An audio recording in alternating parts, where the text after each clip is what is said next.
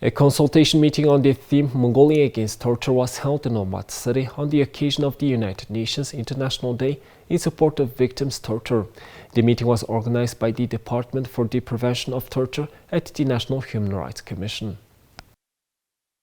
In the past, Mongolia has affirmed the idea that everyone should be free from torture and joined the United Nations Convention against torture and other cruel, inhuman or degrading treatment or punishment by incorporating its principles and idea into the Constitution of Mongolia. However, human rights organizations and human rights experts believe that certain laws could be improved.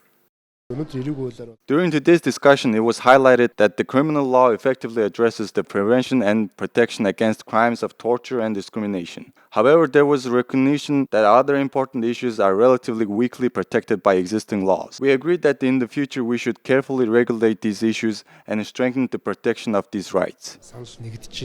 However, the State Greatorul, or Mongolia's parliament, has instructed the government to examine the possibility of establishing an independent agency responsible for investigating crimes involving torture and degrading treatment and to submit recommendations. According to the management of the 461st Penal Institution, there has been a decrease in the number of petitions and complaints filed by prisoners and defendants in 2023. However, some citizens assert that in the past, cases have experienced prolonged delays, leading to them becoming victims of torture and inhuman treatments.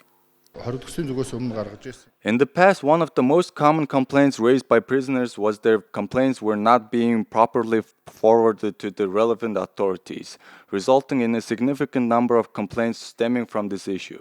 In 2023, we have successfully resolved this issue, addressing it in its entirety.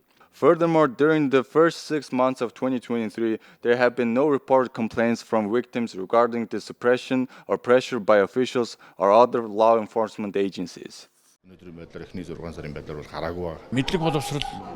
It is uncertain whether the lack of knowledge and education contributes to the challenges in resolving cases or if deliberate efforts are made to impede the process.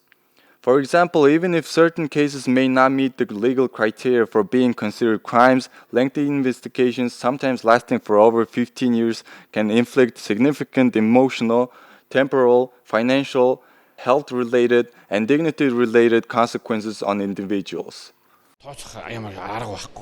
The focus should be on prevention rather than addressing the aftermath of torture crimes. Efforts should be directed towards effectively organizing preventive measures to ensure that individuals are not harmed in the first place. Additionally, it was emphasized during the consultation meeting that improving the legal knowledge of citizens and fostering ethical conduct and education among law enforcement officers are vital aspects that require attention. By enhancing legal understanding and fostering ethics, a more just and rights-respecting society can be created.